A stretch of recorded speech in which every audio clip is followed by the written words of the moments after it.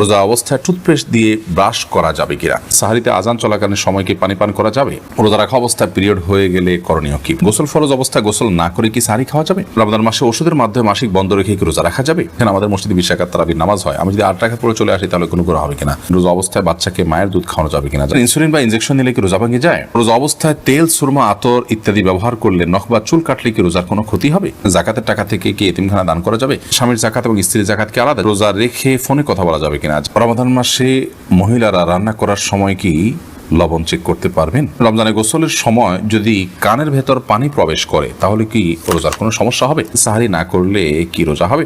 একাধিক মসজিদে তারাবি নামাজ পড়লে কি কোনো সমস্যা হবে কিনা? আপনি শাহরিয়ার ইসলাম লিখেছেন, রমজানে গোসলের সময় যদি কানের ভেতর পানি প্রবেশ করে তাহলে কি রোজার কোনো সমস্যা হবে? সামান্য পানি যদি কানের ভিতর যায় এবং সেটা যদি আপনি ঝেড়ে ফেলে দিতে পারেন, শেষ যদি আপনার থাকে তাহলে ইনশাআল্লাহ রোজা হয়ে যাবে, রোজার ক্ষতি হবে না। শান্তনা এভাবে লিখেছেন, স্বামীর জাকাত এবং স্ত্রীর জাকাত কি আলাদা? জি, প্রত্যেকের জাকাত হিসাব আলাদা। আলী কদর লিখেছেন, রোজা রেখে ফোনে কথা বলা যাবে কিনা? যাবে। খুব অতিরিক্ত কথা, অপ্রয়োজনীয় কথা বলা রোজার সাথে যায় না, কিন্তু প্রয়োজনীয় কথা তো বলতেই পারেন। এর পরের প্রশ্ন হলো, রোজা অবস্থায় তেল, সুরমা, আতর ইত্যাদি ব্যবহার করলে নখ বা চুল কাটলে কি রোজার কোনো ক্ষতি হবে? রমাদান মাসে রোজা অবস্থায় তেল, সুরমা, আতর এগুলো ব্যবহার করলে রোজার কোনো ক্ষতি হবে না। ঠিক একইভাবে চুল, নখ ইত্যাদি কাটলেও সিয়ামের কোনো ক্ষতি হবে না, কারণ এগুলোর কোনোটাই খাদ্য কিংবা খাদ্যের সাথে সাদৃশ্যপূর্ণ কোনো বিষয় নয়। যদি আপনি রোজা রেখে খাদ্য গ্রহণ করেন, পানীয় গ্রহণ করেন, কিংবা খাদ্য বা পানীয়ের কাজ দেয় বা এটার সাথে সাদৃশ্য হয় এরকম কোনো কিছু আপনি করেন, তাহলে সেক্ষেত্রে সেটি সিয়াম ভঙ্গের কারণ হবে। আর রোজা রেখে একজন মানুষ যদি তেল ব্যবহার করেন, সুরমা ব্যবহার করেন, আতর ব্যবহার করেন, কিংবা চলবা নখ কাটেন, তাতে না সেটা খাদ্যের কোনো কাজ দেয়, না পানীয়ের কোনো কাজ দেয়, না তার সাথে কোনো এর সরাসরি কোনো সম্পৃক্ততা বা সাদৃশ্য আছে। বিধায় এগুলো করলে সিয়াম ভঙ্গ হবে না, রোজা ভঙ্গ হবে না, কোনো অসুবিধা নেই। শাহাবুদ্দিন শিকদার আপনি লিখেছেন, সাহারি না করলে কি রোজা হবে? সাহারি যদি আপনি না করেন তাতে রোজা হয়ে যাবে, আমি শুরুতে বলেছি। ইফতিয়াদ হোসেন ইফতি আপনি লিখেছেন, একাধিক মসজিদে তারাবি নামাজ পড়লে কি কোনো সমস্যা হবে কিনা? কোনো অসুবিধা নেই। এর পরের প্রশ্ন হলো, রমাদান মাসে মহিলারা রান্না করার সময় কি লবণ চেক করতে পারবেন? আমাদের মা বোনরা রমাদান মাসে রান্না করতে গিয়ে বা যে কোনো পুরুষও রান্না করতে গিয়ে যদি তরকারির লবণ চেক করতে হয়, স্বাদ চেক করতে হয়, তাহলে সেক্ষেত্রে সেটি তার জন্য জায়েজ হবে যদি এই চেকটা হয় জিহ্বা দিয়ে এবং চেক করে সাথে সাথে আবার থুতুর মাধ্যমে তিনি সেটাকে পরিষ্কার করে ফেলে দেন, অর্থাৎ গলাধকরণ না গেলেন, তাহলে সেক্ষেত্রে সেটি জায়েজ হবে। যদিও এটা অ্যাভয়েড করতে পারলে সেটা বেটার এবং উত্তম। যদি কারোর সন্দেহ হয় যে রান্নাটা ঠিক মতো হলো কি হলো না, মানুষ খেতে পারবে কি পারবে না, লবণ হলো কি হলো না, কম বা বেশি হলো কি না, তাহলে সেক্ষেত্রে তিনি পরখ করতে পারবেন। তবে জিহ্বার আগায় নিয়ে সেটাকে আবার খুব ভালোভাবে থুতুর সাথে ফেলে দেওয়ার চেষ্টা তাকে করতে হবে, তিনি ফেলে দিতে হবে। এর মাধ্যমে ইনশাআল্লাহ তাআলা তার এই চেক করাটা জায়েজ হবে। তবে যাদের মোটামুটি অনুমান হয়ে গেছে, আন্দাজ হয়ে গেছে, খুব একটা প্রয়োজন হয় না, তারা এটা অ্যাভয়েড করতে পারলে অবশ্যই বেটার এবং ভালো। নাহার পারভিন আপনি লিখেছেন, জাকাতের টাকা থেকে কি এতিমখানা দান করা যাবে? যাবে। এতিমখানায় এতিম গরিব বাচ্চা যারা জাকাতের হকদার আছে তাদেরকে জাকাতের টাকা দিতে পারেন, ওই ফান্ডে তাদের খরচ বহন করা হবে। আজিদুর রহমান আপনি লিখেছেন, ইনসুলিন বা ইনজেকশন নিলে কি রোজা ভেঙে যায়? ইনসুলিন বা ইনজেকশন নিলে রোজা ভঙ্গ হয় না, বিশেষ করে যে ইনজেকশন আমাদের চামড়ার নিচে বা সামান্য মাংসপেশিতে যায়, যেটা আমাদের পাকস্থলিতে যায় না, খাদ্যের কাজ দেয় না, পানীয়ের কাজ দেয় না, খাদ্য বা পানীয়ের সাথে সাদৃশ্য হয় না, সেরকম ইনজেকশন যেটা শুধুমাত্র আপনার চামড়ার নিচে ইনজেক্ট করা হয় কিংবা আপনার মাংসপেশিতে ইনজেক্ট করা হয় এবং সেটাতে আপনার মেডিসিন থাকে সামান্য পরিমাণে, বা যেখানেই হোক ইনজেক্ট করা হয়, সেটা পাকস্থলিতে অন্তত যায় না। তো এই ইনজেকশন এবং আপনার ইনসুলিন এগুলোর কারণে রোজা ভঙ্গ হবে না, এটাই বিশুদ্ধতর মত এবং সংখ্যাগরিষ্ঠ উলামা ইকরাম, আরব, আজম সবারই মত বলতে গেলে। সেই হিসাবে টিকাও এটা রোজা ভঙ্গের কারণ না, টিকা নিলেও রোজা আপনি থাকবে আপনার রোজা। তবে যে ইনজেকশন আপনার খাদ্য বা পানীয়ের কাজে, ধরুন গ্লুকোজ আছে, এরকম গ্লুকোজের যে স্যালাইন আছে যদি আপনি গ্রহণ করেন তাহলে তার ফলে রোজা ভঙ্গ হয়ে যাবে, কারণ এটা খাদ্য এবং পানীয়ের কাজ দিয়ে থাকে। তানজিনা আপনি লিখেছেন, রোজা রাখা অবস্থায় পিরিয়ড হয়ে গেলে করণীয় কি? পিরিয়ড যদি হয়ে যায় তাহলে ওই দিনের যে সিয়ামটা আছে ওই সিয়ামটা আপনাকে পরবর্তীতে রমজানের পরে রেখে দিতে হবে। আর পিরিয়ড হয়ে গেছে, এখন আপনি অন্য রোজাদার সামনে আপনি খাদ্য গ্রহণ ইত্যাদি থেকে বঞ্চিত থাকবেন এবং ওইভাবে পার করবেন। দারুল হুদা লবি আপনি লিখেছেন, রোজা অবস্থায় বাচ্চাকে মায়ের দুধ খাওয়ানো যাবে কিনা? যাবে, কোনো অসুবিধা নেই। ইফতেখার ইমন লিখেছেন, আমাদের মসজিদে 20 রাকাত তারাবির নামাজ হয়, আমি যদি 8 রাকাত পড়ে চলে আসি তাহলে কোনো গুনাহ হবে কিনা? গুনাহ হবে না, কিন্তু নবী করিম সাল্লাল্লাহু আলাইহি ওয়াসাল্লাম বলেছেন, মান কামা মা'আল ইমাম হাত্তা ইয়ানসিরিফা, যে ব্যক্তি ইমামের সঙ্গে নামাজ পড়ে এবং ইমাম যাওয়া পর্যন্ত অপেক্ষা করে, কুতিবা লাহু কিয়ামুল লাইল, তার জন্য রাত জেগে ইবাদতের সওয়াব লেখা হয়। তিরমিজি হাদিসটি বর্ণিত হয়েছে। যার কারণে আপনি এই সওয়াব থেকে বঞ্চিত হবেন, বিশাল বড় সওয়াব থেকে বঞ্চিত হবেন। এজন্য আপনাকে পুরো নামাজ শেষ করে আসা উচিত। 8 রাকাত পড়ে যদি আপনি চলে আসেন, এই সওয়াবটা আপনার হবে না। সাকিব হাসান আপনি লিখেছেন, গোসল ফরজ অবস্থায় গোসল না করে কি সাহরি খাওয়া যাবে? যদি কারোর গোসল ফরজ হয়, তাহলে গোসল ফরজ অবস্থায় যদি আপনি সাহরি খেয়ে নেন, এই কারণে যে এখন গোসল করতে গেলে সাহরি খাওয়ার সময় আর থাকবে না, অথবা যে কারণেই হোক না কেন যে আমি পরে গোসল করব, তাহলে তার ফলেও সিয়াম হয়ে যাবে, কোনো অসুবিধা নেই। তবে অবশ্যই ফজরের সালাত আদায়ের প্রয়োজনে ফজরের সালাতের আগে আপনাকে ফরজ গোসল করতে হবে। কিন্তু গোসল ফরজ হওয়া অবস্থায়, অর্থাৎ শরীর অপবিত্র অবস্থায় যদি কেউ খাদ্য গ্রহণ করেন এবং সাহরি খেয়ে ফেলেন বা রোজা নিয়ত করেন, তাতেও রোজা হয়ে যাবে, সাহরি হয়ে যাবে, কোনো অসুবিধা নেই। যদিও গোসল করে তারপরে খেতে পারলে সেটা উত্তম, তা বলাই বাহুল্য। সোলাইমান মাহমুদ আপনি লিখেছেন, সাহরিতে আজান চলাকালীন সময় কি পানি পান করা যাবে? জি না। আজান শুরু হওয়া মানে ফজর ওয়াক্তে শুরু হওয়া, তারপর আপনি খেতে পারবেন না। যদি আজানটা হয় আপনার তাহাজ্জুদের আজান, তাহলে সেক্ষেত্রে খেতে পারেন। শামসুন নাহার স্মৃতি আপনি লিখেছেন, রোজা অবস্থায় টুথপেস্ট দিয়ে ব্রাশ করা যাবে কিনা? টুথপেস্ট বা মাজন ইত্যাদি দিয়ে, পাউডার ইত্যাদি দিয়ে দাঁত ব্রাশ করা যাবে কিনা, এ বিষয়ে আমাদের দেশের ওলামায়ে কেরাম বলে থাকেন এটি মাকরুহ এবং অপছন্দনীয়। রোজা হয়ে যাবে, কিন্তু একান্ত প্রয়োজন ছাড়া আপনি এটি মুখে ব্যবহার করার ফলে আপনার থুতুর সাথে অপ্রয়োজনে কিছু জিনিস আপনার পেটে যাচ্ছে, সেটা পরিমাণে কম হলেও, তো এই জন্য এটা আপনার জন্য অনুচিত এবং মাকরুহ। সাহরি খাওয়ার সাথে সাথে আপনি ফজরের আগে ব্রাশ করে ফেলবেন, এরপর দিনের বেলা আপনি মেসওয়াক করবেন কিংবা খালি ব্রাশ দিয়ে আপনি দাঁত ঘষবেন বা পরিষ্কার করবেন। যদিও সৌদি আরবের স্কলারগণ এবং ওলামায়ে কেরাম এটিকে মাকরুহ বলেন না, তারা এটাকে জায়েজ বলেন। কিন্তু মাকরুহ হওয়াটা, অপছন্দনীয় হওয়াটাই হলো অধিকতর যুক্তিযুক্ত, কারণ টুথপেস্ট এটি আমাদের থুতুর সাথে ভেতরে চলে যায়, হোক না সেটা পরিমাণে কম, তো এটিতে একান্ত প্রয়োজন নাই। যার কারণে আপনি সাহরির আগে আপনি টুথপেস্ট দিয়ে ব্রাশ করেন, পরবর্তীতে খালি ব্রাশ কিংবা মেসওয়াকের অভ্যাস গড়ে তোলেন। যে দিনের বেলা আপনি খাদ্য গ্রহণ করছেন না বিধায় এটা নিয়ে খুব বেশি পেরেশান থাকারও কোনো কারণ নেই। আয়েশা ইসলাম আপনি লিখেছেন, রমজান মাসে ওষুধের মাধ্যমে মাসিক বন্ধ রেখে কি রোজা রাখা যাবে? এটা অনেক বোনের জিজ্ঞাসা। রমজান মাসে মাসিক বন্ধ করার জন্য ঔষধ সেবন করে যদি কেউ রোজা রাখেন, তাহলে সেক্ষেত্রে সেটি তার জন্য জায়েজ হবে। শর্ত হলো সে ওষুধের মাধ্যমে কোনো বড় ধরনের তার শারীরিক ক্ষতির মুখোমুখি হওয়া বা কোনো প্রকার সাইড এফেক্টের আশঙ্কা না থাকতে হবে।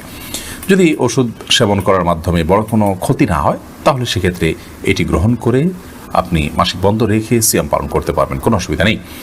যদিও উত্তম হয় স্বাভাবিক অবস্থার উপরে ছেড়ে দেওয়া, কারণ আল্লাহ রাব্বুল আলামিন যে অবস্থা রেখেছেন সে অবস্থার উপরে থাকতে পারলে বেটার। তবে হ্যাঁ, অনেকে আছে রমজানের পরে রোজাগুলো রাখাটা তাদের জন্য চ্যালেঞ্জিং হয়ে যায়, কঠিন হয়ে যায়, তাহলে সেক্ষেত্রে তারা ওষুধ সেবন করে এই রোজাগুলো রাখতে পারে, রমজান রোজাগুলো রাখতে পারবেন, কোনো অসুবিধা নেই। সত্য হলো সাইড এফেক্ট, এর মাধ্যমে বড় কোনো ক্ষতির মুখোমুখি হওয়ার আশঙ্কা না থাকতে হবে। কারণ মানুষ নিজেকে ক্ষতির মধ্যে ফেলে দিবে এরকম কোনো কাজ ইবাদত করার জন্য করার নির্দেশনা ইসলাম আমাদেরকে দেয় না। আল্লাহ রাব্বুল আলামিন মাসিকের কারণে আপনাকে রোজা রাখার তৌফিক দেননি, কিন্তু আপনার মধ্যে আক্ষেপ আছে, আপনার মধ্যে আগ্রহ আছে যে আমি যদি মাসিক না হতো তাহলে রোজা রাখতাম। তো এই যে একটা আপনার আকুতি, এই যে আপনার আকুলতা, এটার কারণে আল্লাহ তাআলা রোজা না রাখতে পারার পরও আপনাকে আল্লাহ রাব্বুল আলামিন রোজা রাখার যে সওয়াব সেটি দান করবেন। কারণ হাদিসে আছে, নবী করিম সাল্লাল্লাহু আলাইহি ওয়াসাল্লাম বলেছেন, কোনো ব্যক্তি যদি অসুস্থ হয়ে পড়ে, শারীরিকভাবে অনুপযুক্ত হয়ে পড়ে কোনো ইবাদত করার, অথচ তার যখন শারীরিক সক্ষমতা ছিল তিনি সেই ইবাদতটি করতেন, ত্রুটি বিচ্ছুতি করতেন না, তিনি সেটি করতেন এবং এখনও সুস্থ থাকলে তিনি করতেন, তাহলে সেক্ষেত্রে তিনি এই ইবাদতটি সুস্থ অবস্থায় করলে যে পরিমাণ সওয়াব পেতেন, অসুস্থ অবস্থায় সেই ইবাদতটি করতে না পারার কারণে তার যে বেদনা, তার যে আকুতি, তার যে আকুলতা এবং তিনি যে সুস্থ থাকলে রাখতেন, সেই বিবেচনায় আল্লাহ তাআলা তাকে ইবাদত করার সওয়াব দিবেন। বিধায় মা বোনরা এক্ষেত্রে আলাদা কোনো কসরত না করলেও ইনশাআল্লাহ বিইذনিল্লাহ আল্লাহ তাআলার কাছ থেকে তারা আজর পাবেন, যদিও এর রোজাগুলো তাদেরকে আবার রেখে দিতে হবে। অতএব ওষুধ সেবন করে মাসিক বন্ধ রেখে রোজা রাখতে পারবেন, ওই শর্ত সাপেক্ষে যে সাইড এফেক্ট থাকবে না। বাইয়ান আক্তার আপনি লিখেছেন, রমজানের রোজা রাখলে শুধু 1 বছরের গুনাহ মাফ হবে নাকি জীবনের পেছনের সকল গুনাহ মাফ হবে? বোন বাইয়ান আক্তার, নবী করিম সাল্লাল্লাহু আলাইহি ওয়াসাল্লাম বলেছেন, মান সামা রমাদান ঈমানান ওয়া ইহতিসাবা, যে ব্যক্তি রমাদান মাস ব্যাপী রোজা রাখবে ঈমানের সাথে, ইখলাসের সাথে, নিষ্ঠার সাথে, গফিরা লাহু মা তাকাদ্দামা মিন যামবি, তার পেছনের সমস্ত গুনাহ মাফ করে দেওয়া হবে। এই হাদিস থেকে বোঝা যায় গোটা জীবনের গুনাহ আল্লাহ তাআলা মাফ করবেন, 1 বছরের নয়। তবে হ্যাঁ, এখানে গুনাহ মাফ বলতে ছোট ছোট গুনাহের কথাই বোঝানো হয়েছে। কারণ বড় গুনাহ এবং কাবিরা গুনাহ যেগুলো সেগুলো তওবা ছাড়া মাফ হবে না। বিধায় সিয়াম যদি রাখার পাশাপাশি আপনি তওবায়ে নাসুহা করতে পারেন, সিয়ামের যে বার্তা সেটা যদি আপনি ক্যাচ করতে পারেন, টেক করতে পারেন, ধরতে পারেন, এবং সেটা ধরে যদি আপনি পেছনের সমস্ত কৃতকর্মের জন্য লজ্জিত হয়ে আল্লাহর কাছে ক্ষমা প্রার্থনা করে ভবিষ্যতে আর এই সমস্ত পাপাচারে লিপ্ত হবেন না মর্মে সংকল্প করেন, তাহলে এটি তাওবা হয়ে গেল। এরকমভাবে যদি আপনি সিয়াম পালন করতে পারেন তাহলে সগীরা কবিরা সব গুনাহ মাফ হবে ইনশাআল্লাহ তাআলা। সাইফুল আলম আপনি লিখেছেন, তারাবি পড়ানোর পর বিনিময় নিতে পারবো কি? তারাবি পড়ানোর পর যদি বিনিময় গ্রহণ করেন তাহলে সেক্ষেত্রে ইমামতের বিনিময় গ্রহণ করা যায়, সেই হিসাবে আপনি নিতে পারেন। তবে খতম তারাবিতে কোরআন কারীমের খতমটাই হলো মুখ্য। কোরআন শুনিয়ে তার বিনিময়ে টাকা নেওয়াকে উলামায়ে কেরাম নাজায়েজ বলেছেন, যার কারণে খতম তারাবির বিনিময়ে টাকা গ্রহণ করাকে উলামায়ে কেরাম জায়েজ বলেন না। তবে এক্ষেত্রে ওয়াক্তিয়া নামাজেরও যদি ইমামতের দায়িত্ব নেন, ওয়াক্তিয়া সালাত যেগুলো আছে সেগুলোর ইমামতের দায়িত্ব নিলেন, যে আপনি প্রতিদিন এশার সালাতে আপনি পড়াবেন পুরো মাস জুড়ে, তাহলে সেই হিসাবে আপনার একটা বেতন ধার্য হলো। সেই বেতনের আলোকে আপনি সেই দায়িত্বের আলোকে আপনি বেতন নিলেন, সেটিকে জায়েজ বলেছেন উলামায়ে কেরাম। একটু জটিল এটার উপরে আমল আমাদের সমাজে নাই বললে চলে। সব মসজিদে আমরা খতম তারাবি পড়াই এবং তার বিনিময় দেই। তো এখানে যদি খতমটা মুখ্য, তেলাওয়াতের বিনিময় নেওয়া এবং দেওয়া যেহেতু না যায়, সেজন্য এই বিষয়টি নিয়ে আমাদের একটু ভাবতে হবে, আরেকটু আমাদের বিবেচনা করতে হবে। মাজিদুর রহমান আপনি লিখেছেন, ইনসুলিন বা ইনজেকশন নিলে কি রোজা ভেঙে যায়? ইনসুলিন বা ইনজেকশন নিলে রোজা ভঙ্গ হয় না। বিশেষ করে যে ইনজেকশন আমাদের চামড়ার নিচে বা সামান্য মাংসপেশিতে যায়, যেটা আমাদের পাকস্থলিতে যায় না, খাদ্যের কাজ দেয় না, পানীয়ের কাজ দেয় না, খাদ্য বা পানীয়ের সাথে সাদৃশ্য হয় না, সেরকম ইনজেকশন যেটা শুধুমাত্র আপনার চামড়ার নিচে ইনজেক্ট করা হয় কিংবা আপনার মাংসপেশিতে ইনজেক্ট করা হয় এবং সেটাতে আপনার মেডিসিন থাকে সামান্য পরিমাণে, বা যেখানেই হোক ইনজেক্ট করা হয়, সেটা পাকস্থলিতে অন্তত যায় না। তো এই ইনজেকশন এবং আপনার ইনসুলিন এগুলোর কারণে রোজা ভঙ্গ হবে না। এটাই বিশুদ্ধতর মত এবং সংখ্যাগরিষ্ঠ উলামায়ে কেরাম, আরব আজম সবারই মত বলতে গেলে। সেই হিসাবে টিকাও এটা রোজা ভঙ্গের কারণ না। টিকা নিলেও রোজা আপনি থাকবে আপনার রোজা। তবে যে ইনজেকশন আপনার খাদ্য বা পানীয়ের কাজে, ধরুন গ্লুকোজ আছে, এরকম গ্লুকোজের যে স্যালাইন আছে যদি আপনি গ্রহণ করেন তাহলে তার ফলে রোজা ভঙ্গ হয়ে যাবে, কারণ এটা খাদ্য এবং পানীয়ের কাজ দিয়ে থাকে। এবার শাহরিয়ার ইসলাম লিখেছেন, রমজানে গোসলের সময় যদি কানের ভেতর পানি প্রবেশ করে তাহলে কি রোজার কোনো সমস্যা হবে? সামান্য পানি যদি কানের ভিতর যায় এবং সেটা যদি আপনি ঝেড়ে ফেলে দিতে পারেন, সেটা যদি আপনার থাকে, তাহলে ইনশাআল্লাহ রোজা হয়ে যাবে, রোজার ক্ষতি হবে না। আব্দুল্লাহ হাফসা আপনি লিখেছেন, সংসারে অনেক বিষয় নিয়ে স্বামীর সাথে অনেক রাগারাগি করে ফেলি, আমি কি গুনাহগার হব? একসাথে চলতে গেলে দুনিয়াতে কখনো কোনো বিষয় নিয়ে রাগারাগি বা আপনার মনোমালিন্য হতে পারে, কথা কাটাকাটি হতে পারে, কিন্তু সেটা অমুসলিম সুলভ যেন না হয়। অর্থাৎ মুসলমানের যে চরিত্র, সেই চরিত্রের সীমা যেন অতিক্রম না করে, গালমন্দ যেন না হয়, কটূক্তি যেন না হয়, পার্সোনাল অ্যাটাক যেন না হয়, মুখের ভাষা যেন খারাপ করা না হয়। এইগুলো যদি না হয় তাহলে সেক্ষেত্রে ইনশাআল্লাহ বিইذনিল্লাহ এর কারণে বড় কোনো গুনাহ হবে না। তবে যথাসম্ভব ঝগড়াঝাটি এগুলো থেকে নিজেকে বাঁচিয়ে রাখার কসরত করা, এটা নারী পুরুষ সকলের জন্য অত্যন্ত গুরুত্বপূর্ণ একটি ইবাদত। নবী করিম সাল্লাল্লাহু আলাইহি ওয়াসাল্লাম বলেছেন, মান তারাকাল মিরাআ ওয়া ইন কানা মুহিক্কা, যে ব্যক্তি ঝগড়া, বিবাদ, বিতণ্ডা, বৎসা এগুলোকে এড়িয়ে চলে, ইগনোর করে, অথচ সে সত্যের উপর আছে, যার সঙ্গে ঝগড়া করার উপলক্ষ তৈরি হয়েছে, তিনি হয়তো রং জায়গায় অবস্থান করছেন, তারপরও নিজের সত্যের উপরে, নিজের সঠিকতার উপরে থাকা সত্ত্বেও জাস্ট কথা বাড়বে, এই জন্য তিনি যদি ঝগড়াকে এড়িয়ে যান, তাহলে তার জন্য নবী করিম সাল্লাল্লাহু আলাইহি ওয়াসাল্লাম জান্নাতের মধ্যখানে সেন্টার পয়েন্টে একটি প্রাসাদের জিম্মাদারি নিয়েছেন। আর এই কারণে ঝগড়া বিবাদ এড়িয়ে চলা এটা ইমানদারের উত্তম আখলাকের অংশ। সেই চেষ্টাটি আমাদের মধ্যে অব্যাহত রাখতে হবে। বিশেষ করে রমাদান মাসে নবী করিম সাল্লাল্লাহু আলাইহি ওয়াসাল্লাম বলেছেন, রোজা অবস্থায় আপনার সাথে কেউ যদি বিতণ্ডা করতে আসে, বিতর্ক করতে আসে, বচসা করতে আসে, ঝগড়া করে, আপনি তার ঝগড়ার জবাব দেওয়ার মতো যথেষ্ট সুযোগ আছে, কিন্তু আপনি কথা বললে কথা বাড়বে, তাহলে সেক্ষেত্রে আপনি তার সাথে পাল্টা ঝগড়া না করে বলবেন, ইন্নী সায়েম, ভাই আমি রোজাদার আছি, যার কারণে তোমার ঝগড়ার প্রত্যুত্তর আমি করতে পারছি না। এটি রমাদান মাসের গুরুত্বপূর্ণ একটি আমল। এর মাধ্যমে নিজেকে ঝগড়াঝাটি এবং এ জাতীয় বিষয়াশয় থেকে নিয়ন্ত্রণ করার প্রশিক্ষণ কিন্তু আমরা লাভ করতে পারি। এরপর শাহনাজ আক্তার অনি আপনি লিখেছেন, শারীরিকভাবে দুর্বলতা এবং ওজন কম, এমন অবস্থায় কি রোজা না রাখলে জায়েজ হবে? দুর্বলতার কারণে কিংবা ওজন কম হওয়ার কারণে রোজা না রাখার সুযোগ নেই। যদি আপনার শারীরিক অবস্থা এবং কন্ডিশন এরকম হয়, রোজা রাখলে আপনি হয় মৃত্যুর মুখে পতিত হওয়ার আশঙ্কা আছে, কিংবা আপনার কোনো স্থায়ী রোগ হয়ে যাওয়ার আশঙ্কা আছে, কোনো অঙ্গহানি হয়ে যাওয়ার আশঙ্কা আছে, এরকম সিরিয়াস পর্যায়ের যদি অসুস্থতা হয়, অসহনীয় পর্যায়ের হয়, তাহলে সেক্ষেত্রে আপনি রোজা না রাখার সুযোগ আছে। এই রোজাগুলো পরবর্তীতে সুস্থ অবস্থা আপনি রেখে দিবেন। দুর্বলতার কথা যদি বলেন, তাহলে আমরা অনেক মানুষের শারীরিকভাবে দুর্বল বা আমাদের ওজন একটু কম, তো এইটুকু অজুহাতে রোজা না রাখার কোনো সুযোগ নেই। যেটা ফরজ বিধান সেটা নিরুপায় হলে আপনি ত্যাগ করতে পারেন, নিরুপায়, যে আর কোনো উপায় নেই। তো দুর্বল হলে তিনি রোজা রাখলে মরে যাবেন এবং উপায়হীন হয়ে যাবেন, ব্যাপারটি সেরকম নয়। তো সাধারণ অবস্থাতে বা সাধারণ দুর্বলতার কারণে কিংবা সাধারণত ওজন একটু কম হওয়ার কারণে এই অজুহাতে রোজা না রাখার বা রোজা ভাঙার কোনো সুযোগ নেই। তবে হ্যাঁ, দুর্বলতা যদি চরমে পৌঁছায় এবং ওজন কম হয়ে যদি এই পর্যায়ে চলে যায়, অনেকের অসুস্থজনিত কারণ হয়ে যায় যে অস্বাভাবিকভাবে ওজন কমে গেছে, এবং এই অবস্থায় তার রোজা রাখলে জীবন হুমকির মধ্যে পড়তে পারে, তাহলে সেক্ষেত্রে তিনি রোজা না রেখে পরবর্তী দিক কখনো যখন সুস্থ হবেন তখন এই রোজাগুলো রেখে দিলেও চলবে। শায়লা মাজিদ আপনি লিখেছেন, ইফতার কি সূর্যাস্তের সঙ্গে সঙ্গে নাকি আজানের পরে করতে হয়? ইফতারের সুন্নাহ সম্মত মেনু কি? এছাড়া কি রোজা হবে না? প্রথম কথা হলো, সূর্যাস্তের পরপরই আপনি ইফতার করতে পারবেন। আজান হওয়ার পর ইফতার করবেন ব্যাপারটি এরকম নয়। তবে হ্যাঁ, রমাদান মাসের সাধারণত মুয়াজ্জিন সাহেবরা আজান টাইমলি দেওয়ার চেষ্টা করেন, যদি অন্যান্য সময় 2-4 মিনিট এদিক সেদিকও হয়। তো ইফতারের সম্পর্ক সূর্যাস্তের সাথে, সূর্য অস্ত গেছে, আপনি নিশ্চিত হয়েছেন সূর্য এখন ডুবে গেছে আর নেই, দেখা যাচ্ছে না, তাহলে সেক্ষেত্রে আপনি ইফতার করতে পারবেন, ওটা ইফতারের সময়। আর ইফতার সুন্নাহ সম্মত মেনু হলো খেজুর কিংবা পানি। বিভিন্ন হাদিস থেকে আমরা জানতে পারি নবী করিম সাল্লাল্লাহু আলাইহি ওয়াসাল্লাম খেজুর দিয়ে ইফতার করতেন, বিশেষ করে কাঁচা আদা পাকা যে খেজুর আছে, রুতাব বলা হয়, এগুলো দিয়ে।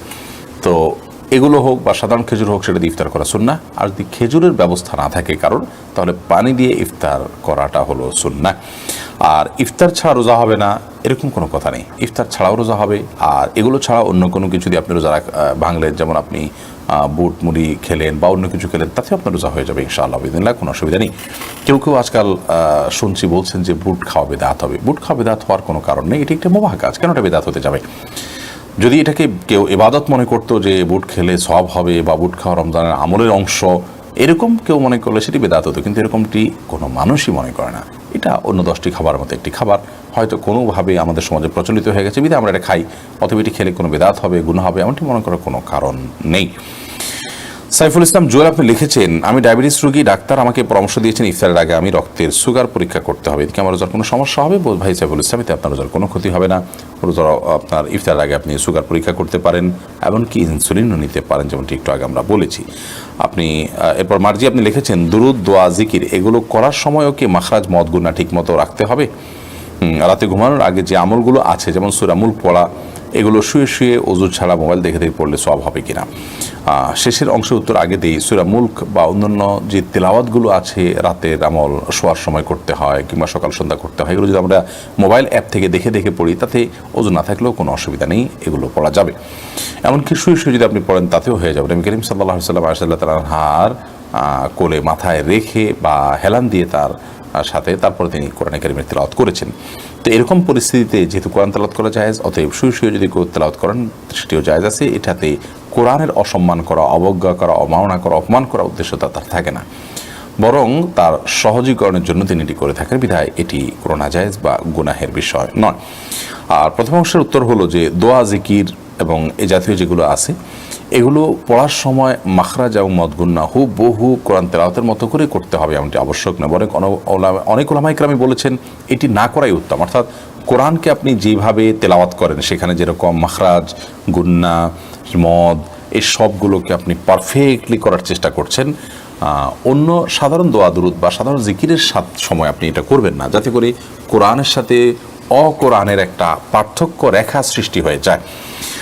আপনি যদি এটাকে কোরআনের মতো করেই পড়েন, তাহলে মানুষটাকে কোরআন মনে করতে পারে, এটি একটি ভুলের জায়গা মানুষকে নিয়ে যেতে পারে। সেজন্য অনেক উলামায়ে কেরাম বরং কোরআনের মতো হুবহু তাজবিদের সাথে মদ, গুন্না, মাখরাজ ইত্যাদির সাথে দোয়া দুরুদ জিকির পড়তে তারা নিষেধ করেছেন। তবে হ্যাঁ, মৌলিকভাবে আরবি উচ্চারণের যে নীতিমালা আছে, সেটি তো দোয়া দুরুদ জিকিরের ক্ষেত্রে লক্ষ্য রাখতে হবে। হা, আইন এবং মদ, গুন্না মৌলিকভাবে যেটুকু না হলে সেটুকু তো করতেই হবে। কোনো কোনো ক্ষেত্রে মদ না করলে, অর্থাৎ টেনে না পড়লে অর্থ বিকৃত হয়ে যায়। যেমন লাম আলিফ জবর, লা মানে না, একটু টেনে পড়বেন তার অর্থ হবে না, আর লামের উপরে শুধু জবর হবে তার মানে হলো লা। শুধু লা হলে তার অর্থ হয় ইতিবাচক অর্থে এবং অবশ্যই এবং সন্দেহাতীতভাবে বা গুরুত্বের সাথে ইতিবাচক অর্থ দেয় শুধু লাম জবর লা বেশিরভাগ ক্ষেত্রে। যদিও লাম আলিফ জবর লা হলে তার অর্থ হয় না, সম্পূর্ণ নেতিবাচক ভিন্ন জিনিস, এই জন্য একটু টানার কারণ হেরফের হয়ে যায়। তো আরবির মৌলিক যে বিষয়গুলো আছে সেগুলোকে লক্ষ্য রেখে আপনাকে জিকির আজকার আপনার দোয়া দরুদি পড়লেই চলবে। কোরআনের মতো হুবহু 3 আলিফ 5 আলিফ গুন্না এগুলো করতে হবে এমনটি আবশ্যক নয়। তাসকিয়া জিম আপনি লিখেছেন, শুক্রবার বা সোমবার রোজা রাখলে কি ফরজ রোজার পাশাপাশি নফল রোজারও সওয়াব পাওয়া যাবে? জুমাবার বা সোমবার যদি কেউ রোজা রাখেন রমজানের বাইরে, তাহলে সেই ক্ষেত্রে আপনার রমজানে যদি কেউ শুক্রবার বা সোমবার রোজা রাখেন, তাহলে সেক্ষেত্রে সোমবার রোজা রাখার যে সওয়াব আছে সেই সওয়াবটি আদায় হবে তখন যদি তিনি নিয়মিত সোমবার রোজা রাখে থাকেন এবং রমজান না হলে তিনি এই দিন রোজা রাখতেন, তাহলে আশা করা যায় আল্লাহ তাআলা এই বারে সিয়ামের সওয়াব তাকে দিবেন। আর জুমাবারে রোজা রাখার তো বিশেষ কোনো নির্দেশনা নয়, বরং শুধু জুমাবারে রোজা রাখা তো হাদিসে নিষেধ, এই সপ্তাহে ঈদের দিন। অতএব এটি জায়গায় আমরা বৃহস্পতিবার উল্লেখ করতে পারি, বৃহস্পতিবার এবং সোমবার এই দিনগুলোতে রোজা রাখা সুন্নাত।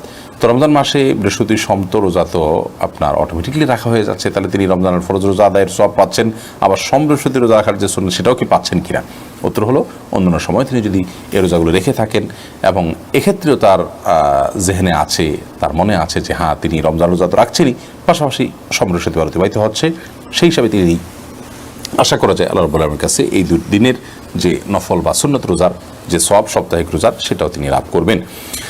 মাইনুদ্দিন আপনি লিখেছেন, রমাদান মাসে এশার সালাতের পর 4 বা 6 রাকাত কিয়ামুল লাইল পড়ে ঘুমিয়ে গেলে এবং সাহের আগে আরও 2-4 রাকাত পড়লে সুন্নত আদায় হবে কিনা? তারাবির নামাজ এটা ভেঙে পড়লেও আদায় হয়ে যাবে। ধরুন আপনি রাতে শোয়ার আগে কিছু তারাবির রাকাত পড়েছেন, বাকি রাকাতগুলো ঘুম থেকে উঠে আপনি আবার তেলাওয়াত পড়েছেন, তাতেও আদায় হয়ে যাবে, যদিও একসঙ্গে আদায় করাটাই হলো সাহাবায়ে কেরামের সুন্নাহ। তবে এটাকে ভেঙে ভেঙে আদায় করলেও আদায় হবে, কোনো অসুবিধা নেই। এমডি ওয়াকিল আজম আপনি লিখেছেন, সোনার জাকাত কি প্রতি বছর দিতে হবে? স্বর্ণ, রূপা, নগদ অর্থ, ব্যবসার মাল সহ জাকাত যোগ্য যে সমস্ত সম্পদ আছে সেসব সম্পদ প্রতি জাকাত বর্ষে একবার করে আদায় করতে হবে। বিধায় এটি একবার আদায় করলেই সারা জীবনের জন্য আদায় হয়ে যাবে না, বরং প্রতি বছর একবার করে দিতে হবে যদি 1 বছর আপনার কাছে সেটি থাকে।